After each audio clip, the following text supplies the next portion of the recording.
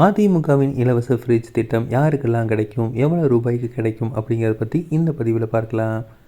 அதிமுக அவங்க அறிக்கையில் குறிப்பிட்டிருக்க விலையில்லா குடிசாதன பெட்டி திட்டம் செயல்படுத்த முடியுமா, இது யாருக்கெல்லாம் கிடைக்கும், எவ்வளவு செலவாகும் அப்படிங்கிறத பற்றி டீட்டெயில் வீடியோ தான் இந்த வீடியோ. அதிமுகவோட தேர்தல் வாக்குறுதிப்படி அந்த கட்சி வெற்றி பெற்றாங்க அப்படின்னா அரிசி குடும்ப அட்டை வைத்துள்ள அனைத்து குடும்பங்களுக்கும் இந்த இலவச ஃப்ரிட்ஜ் வழங்கப்படும்னு சொல்லியிருக்காங்க.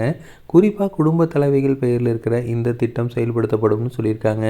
தமிழகத்தில் கிட்டத்தட்ட 2.22 கோடி அரிசி குடும்ப அட்டைதாரர்கள் இருக்கிறாங்க.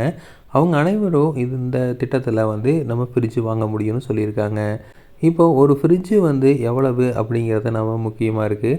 இப்போது கடையில் போய் வாங்குறப்போ கண்டிப்பாக ஒரு ஃப்ரிட்ஜு மினிமம் ஒரு 10,000 ரூபாயாவது நம்ம கொடுத்து தான் வாங்க வேண்டியது இருக்கும்.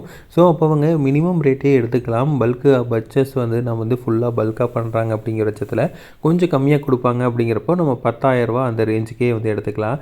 ஒரு சாதாரண சிங்கிள் டோர் ஃப்ரிட்ஜு கண்டிப்பாக 10,000 ரூபாய்க்காவது நம்ம கொள்முதல் செய்வாங்க. அப்படி பார்த்தா 2.2 கோடி குடும்பங்களுக்கு வழங்கணும் அப்படின்னா மினிமம் 22,000 கோடி ரூபாயிலிருந்து 26,000 கோடி ரூபாய் வரைக்கும் இந்த கூடுதல் செலவு ஏற்படும். ஸோ இத்தனை ஆயிரம் கோடியை எடப்பாடி பழனிசாமி கொடுக்க முடியுமா அப்படிங்கிறதான் இங்கே இருக்க கேள்வி.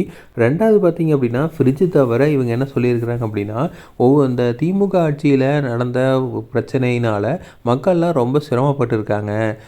விலைவாசி உயர்வெல்லாம் அதிகமாகிருச்சு. அது மட்டும் இல்லாமல் டேக்ஸ் எல்லாம் அதிகமாகிருச்சு. அதனால் ஒவ்வொரு குடும்பத்துக்கும் 10,000 ரூபா தருவேன் அப்படின்னு சொல்லியிருக்காங்க. அப்போ ஒவ்வொரு குடும்பத்துக்கும் 10,000 அப்படிங்கிறப்போ இது அரிசி ரேஷன் கார்டு, சக்கரை ரேஷன் கார்டு இல்லாமல் எல்லா குடும்பங்களும் தருவோன்னு சொல்லியிருக்காரு. அப்படி பார்க்குறப்போ கிட்டத்தட்ட ஒரு 4 கோடி வரைக்கும் இருக்கும். அப்போ ஒரு 40,000 கோடி செலவாகும்.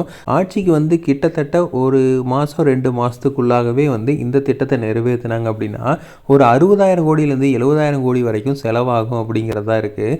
இதை எந்த வகையில் மக்கள் ஒத்துக்குவாங்க, எந்த வகையில் இந்த அளவுக்கு பணத்தை எடுத்து செலவு பண்ணுவார் அப்படிங்கிறது தான் கேள்விக்குறியாக இருக்குது.